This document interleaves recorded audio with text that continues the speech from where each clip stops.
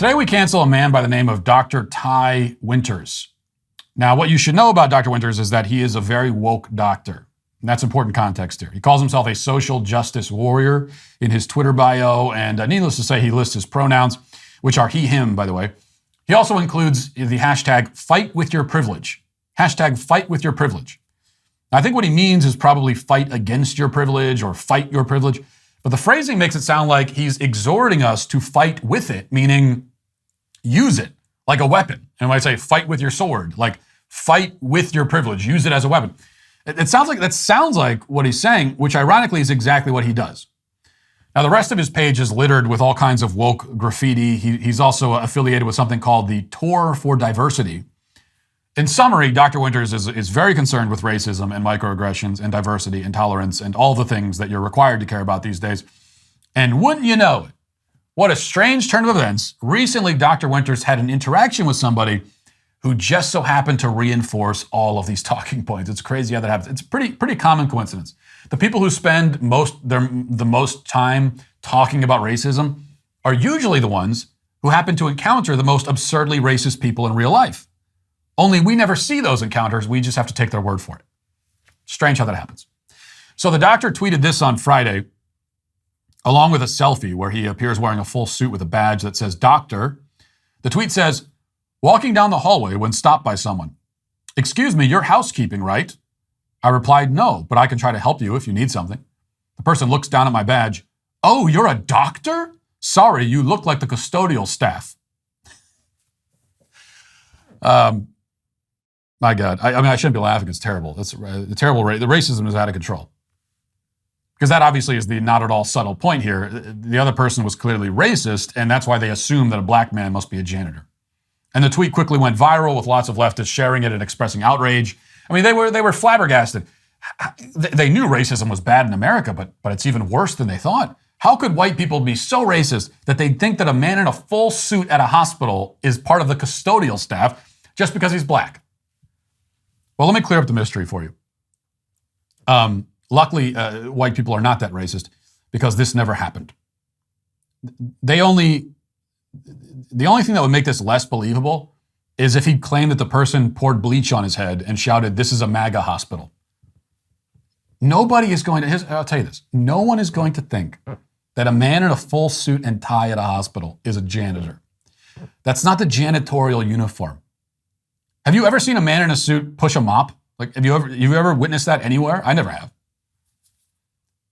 Is this supposed to go the reverse way too, I wonder? Could I walk down the street as a white man with like no shirt and no shoes and a ripped pair of jeans covered in mud, and somebody runs up to me and goes, "Excuse me, sir, you're a heart surgeon, right? Come with me quick, my dad's having a heart attack."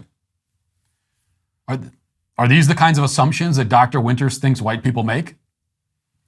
But as always with these hate hoaxes, the hoaxer accidentally reveals that he has never been around an actual white racist in his life, which is good news.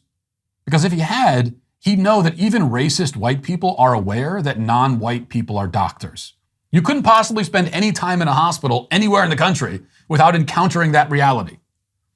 It is a very common thing to see non-white doctors. Also, even the most racist person in the world wouldn't look a black guy in the face and say, "You look like the custodial staff." No one is saying that. Come to think of it, nobody would say the phrase custodial staff in regular conversation. Maybe if you're a doctor and you only hang out with doctors, that's how you speak. But no one is saying that. I've never heard a normal person in regular conversation refer to the custodial staff. And normal people also don't refer to janitors at hospitals as housekeeping.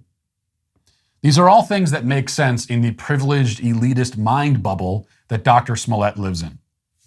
Speaking of which, the really surprising thing about the Smollett case was just how lazy the hoax was. And this is always the case with these hoaxes. He planned it out and invested in it financially, but he showed very little attention to detail, especially when it came time to execute the hoax. So for example, the police chief in Chicago, who at the time, the police chief who arrested Smollett, was on the news this weekend talking about one of the many red flags that tipped him off that this was all a hoax. There were a lot of red flags that he goes through, but here's the one that for him was decisive. Listen to this. Well, looking back on it, the part about the news, but what really struck us oddly, because at that time I had been a cop 31 years, and so I had been in the detective division working homicides a lot back when I was a sergeant. What really struck us all was the fact that he got attacked on the coldest night of the year during the polar vortex. I remember the polar vortex. I was here for a trip. Yeah. The planes were frozen, the pipes were frozen. Insanely cold. Yeah. So nobody was out. There were no people walking their dogs like Nobody you might out. see late at night. But I tell you one thing that really tipped us off that there was a problem. If somebody gets jumped like that, and okay, so let me back up a bit. He went to a Subway sandwich shop at like 2 in the morning to get a sandwich. Okay, that's fine. He comes back, gets attacked in a hate crime, supposed hate crime. And during all this scuffle, they poured bleach on him and all of this. When he got up and went into his apartment building, he still had that Subway sandwich with him. That doesn't happen. So Smollett went through all that trouble, recruited 2 Nigerians, went out in a polar vortex, but didn't think to drop the sandwich, or even to scuff the sandwich up a little bit to make it look like it had just been in the middle of a violent struggle. The sandwich was pristine, apparently. This is the nicest sandwich anyone's ever seen from Subway. Normally, all Subway sandwiches look like they just got jumped. So that made this sandwich's immaculate condition all the stranger for the police. The point is that the hoaxers don't bother to attend to details. Dr. Winters Smollett II didn't take a few minutes to come up with some credible lines of dialogue to put into the mouth of his fictional antagonist. He just typed this out in a dash and hit send. Fight with your privilege. That's exactly what he's doing. Just like Smollett, just like all the hoaxers. They are so insulated from actual strife and struggle, and certainly from actual bigotry, that they fetishize it. And yet, they can't act out these roles or invent these stories believably because they've never encountered these sorts of people that they're inventing. And for that, they should be very grateful. But instead, their privilege makes them bitter and weirdly resentful. And this is what it drives them to.